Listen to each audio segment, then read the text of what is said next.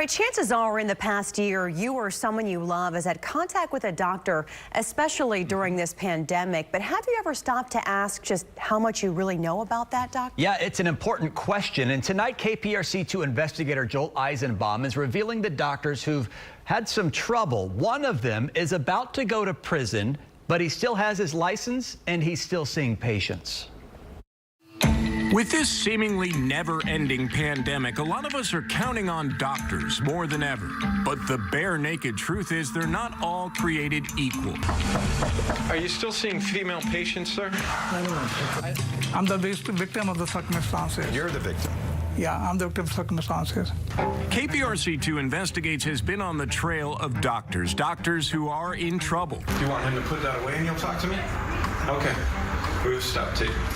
Trouble most patients don't realize. Trouble that makes us wonder how some of them are still practicing. And this little factoid is not comforting. I will say there are times when the first time we learn one of our licensees has been arrested or even convicted is through a news report. In Baytown, there's a pain clinic, and this man, Ghiyasuddin Syed, is the doctor who runs it. I mean, you've been convicted of a serious crime by the federal government. Yeah, You're going to report to prison in a few months. yeah.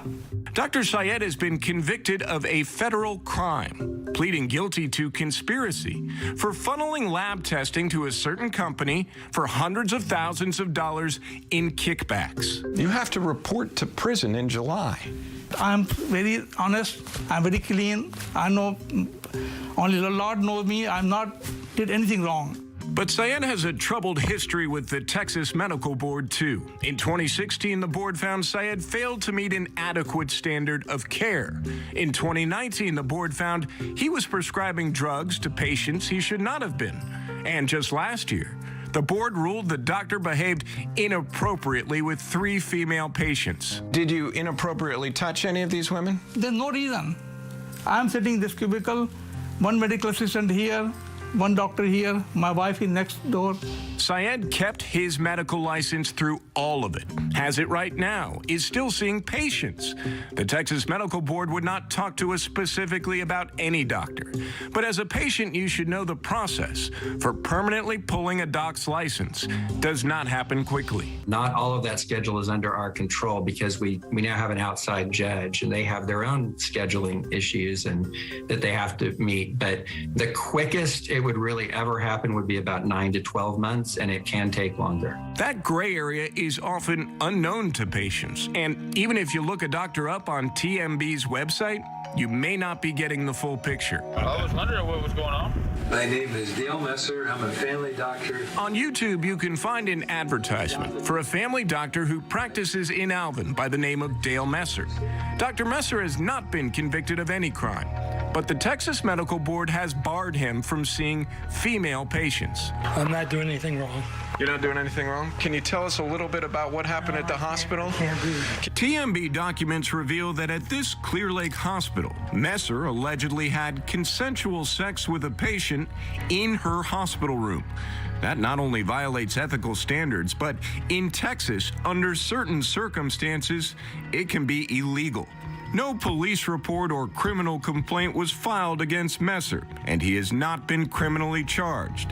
But he's no longer on staff at the hospital, and a patient of his told us the doctors posted signs alerting patients he can no longer treat females. What we don't know is when he posted those notices. It's clearly marked there? Yeah. The point of all of this is that patients are often in the dark.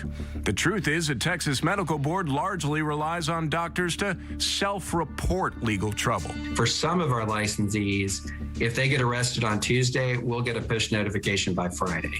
Notice he said some. That's because fingerprinting doctors is relatively new.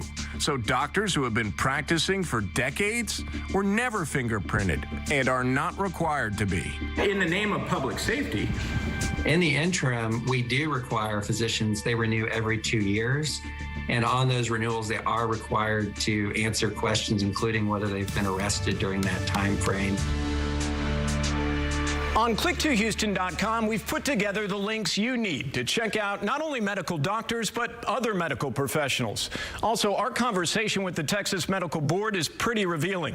We've posted the raw interview. You can find it all on click2houston.com/investigates. Joel Eisenbaum, KPRC 2 News.